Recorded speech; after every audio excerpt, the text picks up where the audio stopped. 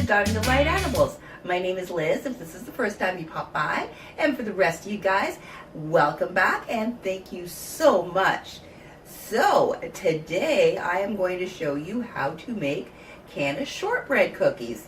Oh yeah, an old-time favorite, also yummy, and really easy recipe. This is a great recipe because one, as I said, it's super easy, minimal ingredients, but you can make these really strong. So depending on how you want to mix up your ingredients, I'll let you know in the ingredients part of that. You can make these, as I said, really mild, or you can make these super strong. That totally gives you full control over that. So it's a great recipe for that, and plus they taste awesome. All right, so let's jump right into those ingredients, what we need to get them. All right, so for our Canna Shortbread cookies, so what we're going to need is a 3/4 pound of butter, which is 1 3/4 cup of butter. Full pound of butter is 2 cups. So as I said, we need 3/4 cup. How I divided mine was I did 1 1/4 of regular butter and a 1/2 cup of canna butter. That's a lot of canna butter. We're going to need 1 cup of sugar. So again, I've done a 1/2 cup of regular sugar and a 1/2 cup of canna sugar. If you don't have canna sugar, you just go with 1 regular cup of sugar. Totally up to you. And we are going to need 3 1/2 cups of all-purpose flour. If you want to make your cookies like super strong, you can go ahead and infuse your flour with tincture, alcohol tincture, if you've got that. If you want to see the steps on how to do that, you can check out my video on flour, powdered sugar, and canna syrup. We are going to need a 1 teaspoon of vanilla. If you have pure vanilla extract, that's always better. However, it is very expensive, so most of us have the artificial, which is okay. But if you do have the real vanilla, it is that much better. We are going to need 1/4 teaspoon of salt and just a little bit of extra flour for rolling and dusting, etc. Extra stuff afterwards.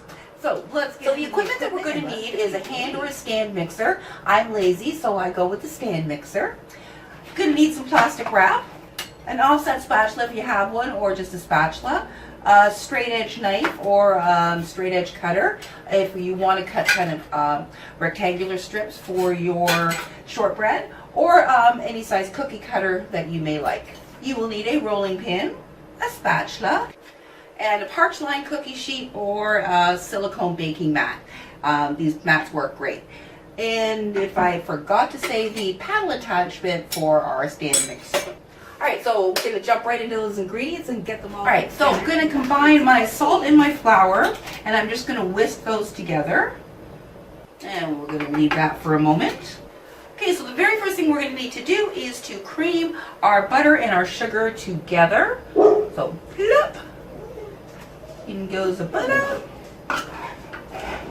In goes my canna butter.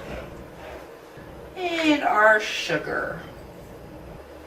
And we are just going to, I'm just going to cream that together until it just comes together. We don't want to over mix this. And you're going to do it on low. And I'm just going to do a scrape off the paddle here, and then finish creaming that up, and do a scrape down off your sides as well. Get off. And I'm going to add in my teaspoon of vanilla. Let's scrape off the paddle again here. And I'm going to start to add in our flour. So we're just going to add a bit at a time.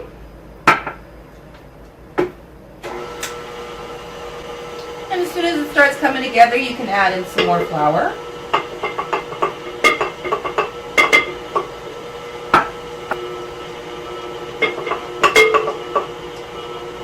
And goes the rest.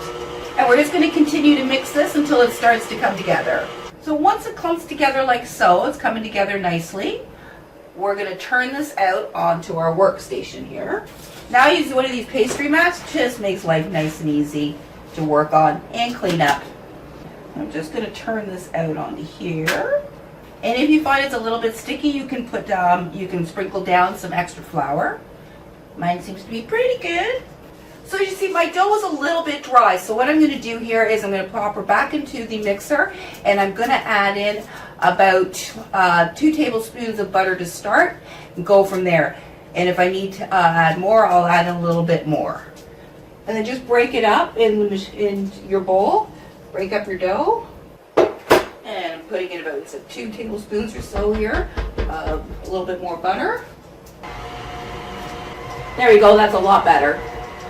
And again, just make sure to clean off, give your paddle a clean off, and just mix it up a little bit more. All right, that's much better. So now I actually need a little bit of flour here down on my surface. So now you can see the difference, how it's all come together. It's not all dry and falling apart. Perfect. Much, much better. Okay, so grab that saran wrap. I hate this stuff, I really do. Place your dough on your saran wrap. And we're just going to give it a bit of a roll out here into a disc. And we're just going to cover this up. Make sure to cover it up really well. There's no air and no air spots or anything. We're going to put that in the fridge for about 20 minutes. Don't let it go too long because it'll get too hard. Then you got to wait and it's like, blah. And at this point, you can make sure to preheat your oven to 350 degrees. Okay, so I'm just going to pop that in the fridge for about 15-20 minutes, and then we're going to roll that out, cut her up, and get her baked. All right, so now your dough should have firmed up a little bit, but you just said you don't want it too firm. Remember all that butter in there? It'll go really, really hard. If you did forget it, and it's gone really firm, don't worry about it. Just leave it out until it gets to room temperature. It'll soften up again. I'm just going to sprinkle down a little extra flour down here on my surface. A little bit on my rolling pin. All right, so we're going to roll our dough out to about 1/2 inch. Make sure you have enough flour down on your surface here. I kind of don't. I'm going to start that over again. I'm going to sprinkle down more flour on my surface. I'm going to have to roll that out and just let that recool again. If the sides split apart, just stick them back together.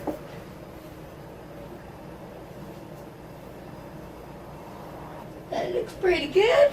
And because I'm cutting strips, I'm just going to square this off. So as I said, you can either just use a knife. So I'm trying to make 1 inch. About 1 inch wide, and just use your offset or your spatula to move them to your cookie tray. Or you can use the straight edge, although it's not very. I'll go this way so you can see. Actually, I find the knife way better. I lose my sight line though with that.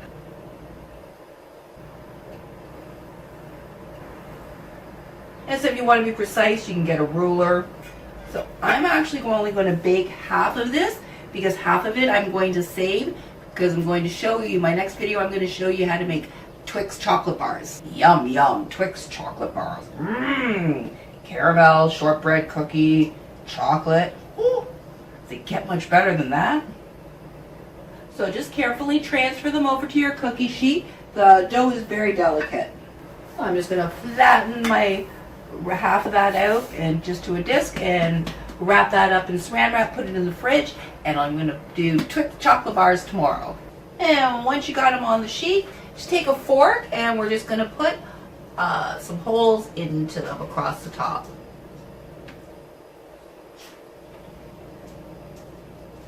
Releases the moisture. They don't rise because there's nothing in here to make them rise. So just make a line up of holes across the top. Once you got your holes in, you're going to pop them into the oven. So depending on the size of your shortbread, you're going to bake them anywhere between 15 minutes and 1/2 hour. Just until they get a very light golden brown around the edges. That's it. Because if you notice, shortbreads are always very, very light in color. So keep a close eye on them, as I said, depending on the size of them. So these ones are probably going to take me about 20-25 minutes. Yes. The cookies All are right, ready so to we'll be come back out. and check those out. Ow, ow, ow.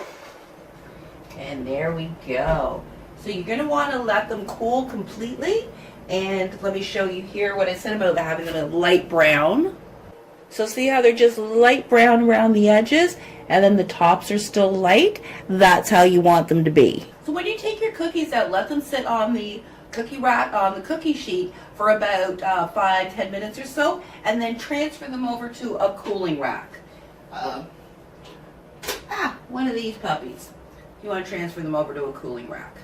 The thing I forgot to tell you. See, there's always one. So I'm going to let these cool completely and come back, give them a try, and I'll say my goodbyes. Time to give one of these puppies a try. Proper texture. Yay, so far. I love shortbread cookies. The butter and sugar. That's all there is. Oh, flour too. Oh, these are so yummy, yummy. Well, that's my whole tutorial there for you on how to make Canna Shortbread cookies. I hope you enjoyed that. And I'd love to hear your comments. And if you have any questions, please don't hesitate to put them you know where. Thank you guys so much for joining me. You have an awesome